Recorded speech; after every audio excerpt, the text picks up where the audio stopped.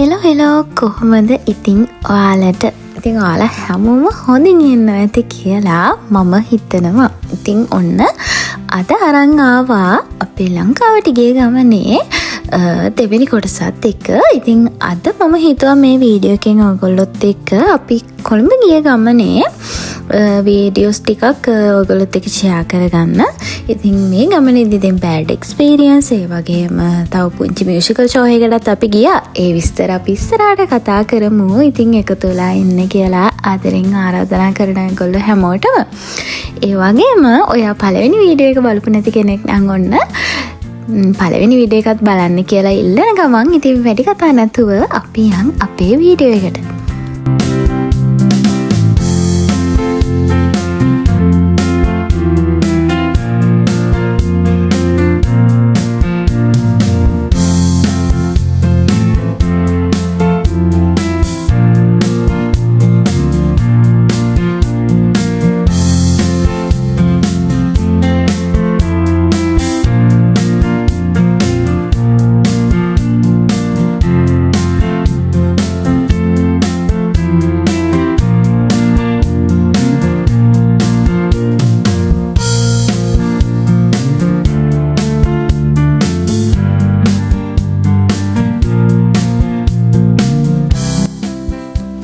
අපි කොළඹ ගිහිල්ලා එන්න පළවෙනි දවසේ තෝරාගත්තේ අනර්වා හොටෙල් එක.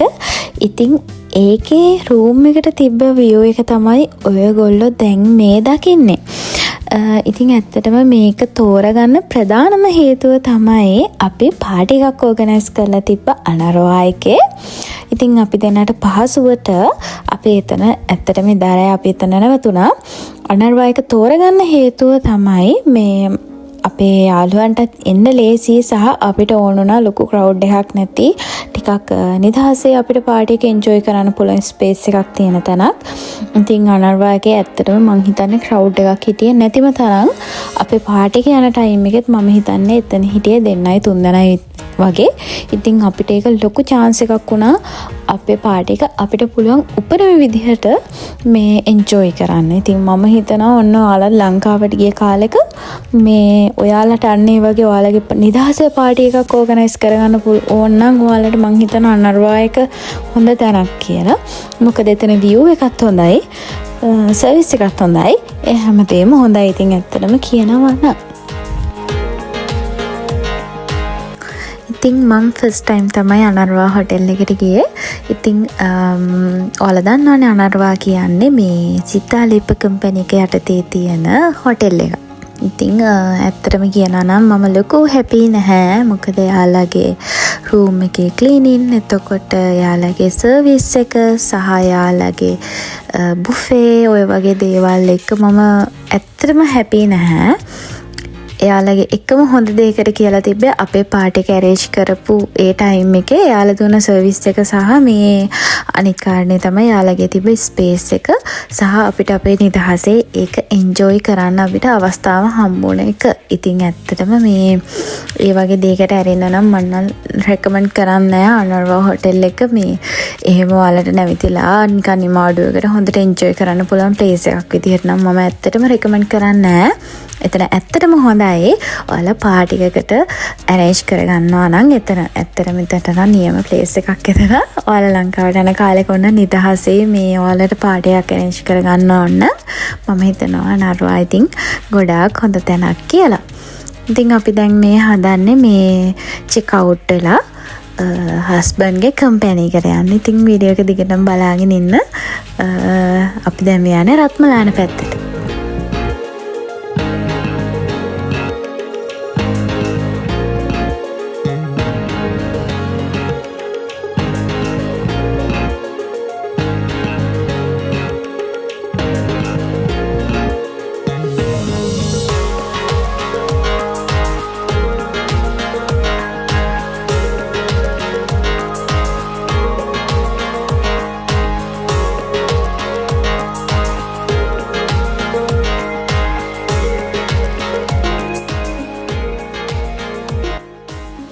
විශේෂ දෙයක් කියන්න ඕනි. ඉතින් අයියා කම්පැනි එකට ගියාට ඉතින් ඇත්තටම මම ඇතුළට ගියේ නෑ. ඉතින් ඒ නිසා එයාගේ කම්පැනි එක ඇතුලේ මම රෙකෝඩ් කරගන්න මට බැරි වුණා. ඉතින් හැබැයි එයා මට පොඩි විශේෂ දෙයක් පෙන්නුවා.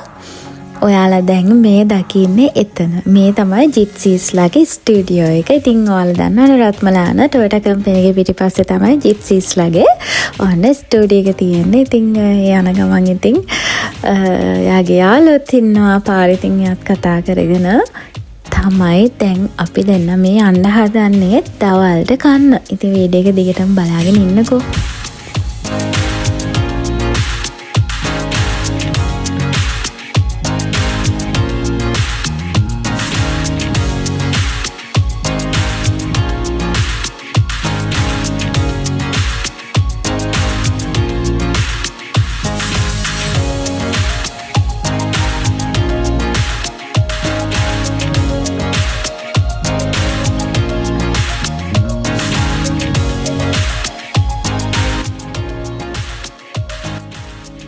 ඉතින් ඔන්න අපි දවල්ට කන්න ආවෙත් මෙතනට.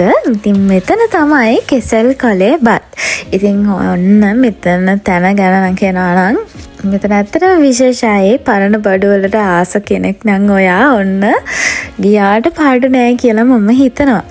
මොකද මෙතන බලන්න જાති එච්චරට තියෙනවා. ඉතින් ඇත්තටම අපි පරණ බඩු එකතු කරන කෞතුකාගාරයකට ගියා හා සමානයි කියලා මම හිතනවා. ඉතින් එච්චරට જાති තියෙනවා. මම ඇත්තටම මේ මොනවද කියලා විස්තර කරන්න නම් දන්නේ නැහැ. ඉතින් තරත් ලස්සනයි. හොඳිට කඩක් තියෙනවා. ඔයාට කැම නිදහසේ කන්න පුළුවන් විදිහේ. කැම ගැන කියනවා නම් රසත් ගොඩක් හොඳයි. සහ එයාලගේ පිරිසිදුයි පිළිවෙලයි හැමදේම. ඉතින් මේට වඩා හැබැයි රසයි ලුණු මිටිස කියන රෙස්ටුරන්ට් එකේ. ඉතින් මෙතනත් කැම රසයි මම නෑ කියනවා නෙමෙයි. හැබැයි අතන කැමත් ටිකක් රසයි. ඉතින් මෙතන ගොඩාක් කැම જાති තියෙනවා. වීඩියෝ එක දිගටම බලාගෙන ඉන්නකෝ. ඉතින් ඔයාලට තේරෙයි මම කියන කතාව ඇත්ත කියලා. මෙතන තැන දැක්කාම මෙතන සම්පූර්ණ මැටින් හදලා තියෙනවා ඕඩ හැමදේම.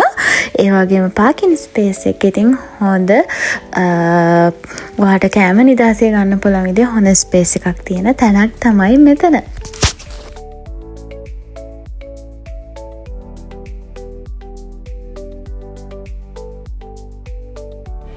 ඉතින් අපි දෙන්න කාලේ විවරලා දැන් මේ ආපහු යන්න පිටත් වුණා. ඉතින් ඒ යන ගමන් ඔන්න ගිය පාර්ලිමේන්තුවට රවුමේ. ඉතින් එතනින් යනකොට ඉතින් මම පොඩි වීඩියෝ එකක් ගත්තා. මම ඉතින් ඒකත් මේ විදිහට වීඩියෝ එකට ඇඩ් කරන්නම්. ඉතින් මේ ගිය ගමනේදී තමයි මම මේ කොළඹ ගිය ගමනේ ආසම වීඩියෝ ක්ලිප්ස් ටික තියෙන්නේ. මොකද කියනවා නම් අපි දැන් මේ යන්නේ ලොකු මාමා බලන හස්බන්ඩ්ගේ එයාගේ ෆැමිලි එකේ අයත් එක්ක අපි ඉතින් පොඩ්ඩක් ගියා. මෙතන ඇවිල්ලා ස්පෝර්ට් ක්ලබ් එකක් මෙතන. මම තැන හරියටම ඔයාලට මෙතන වීඩියෝ එකේ මෙන්ෂන් කරන්නම් කොතනද කියලා.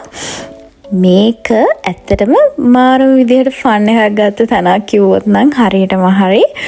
මොකද බලන්න ඔයාලටම තේරෙන්නේ මේ වීඩියෝස් ටික දැක්කම මේ බෑන්ඩ් එක නම් next level කියලා වැඩක් නැහැ. එන කට්ටියට මාර විදිය ෆන් එකක් දෙන්න. ඉතින් ඒගොල්ලෝ හොඳටම එන්ජොයි කරා ඒ ප්ලේස් එකේ. මේ ඉන්නේ හස්බන්ඩ්ගේ ලොකු මාමා, මේ ඉන්නේ යාගේ එක පුතෙක්, මේ ඉන්නේ පුතාලා දෙන්න.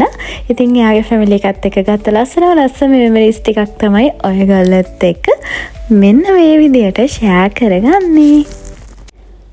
ඒ වගේම මේ ඉන්නේ ලොකු මාමාගේ දුව. එයාගේ දරුවෝ තුන්දෙනාත් එක තමයි අද අපි මේ ගමන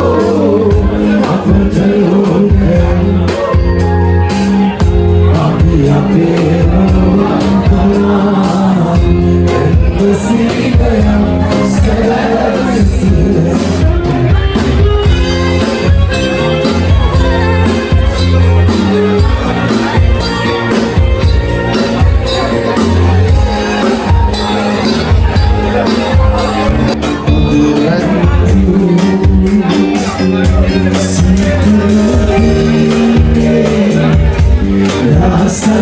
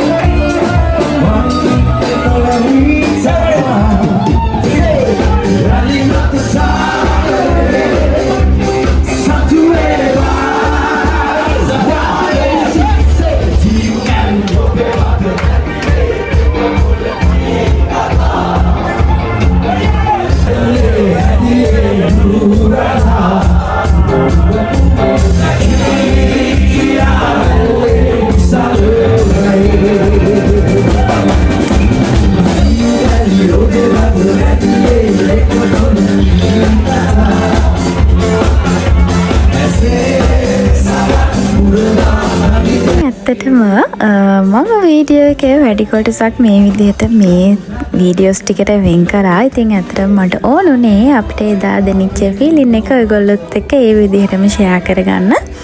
ඉතින් මම හිතනවා ඔයගොල්ලොත් වීඩියෝ එක එන්ජොයි කරන්න ඇති කියලා. සහ ඉතින් තවත් වීඩියෝ එකක් තියෙනවා. තව පාර්ට් 3 එකක් තියෙනවා. ඉතින් ඒකත් ඉක්මනට ඔයගොල්ලොත් අරගෙන එන්න බලාපොරොත්තු වෙමින්. ඉතින් දැනට මම මේ වීඩියෝ එක මෙතනින් එන්ඩ් කරන්නම්. ඉතින් අපේ හස්බන්ඩ්ගේ ලස්සන ඩාන්ස් එකකුත් එක්ක අදට වීඩියෝ එක එන්ඩ් කරන්නම්. ඉතින් ඒකත් බලලම යන්න කියලා ආදරෙන් ආරාධනා කරනවා. ඉතින් ගිහින් එන්නම් දැනට. ඔයාලා හැමෝටම සුබ දවසක්. We're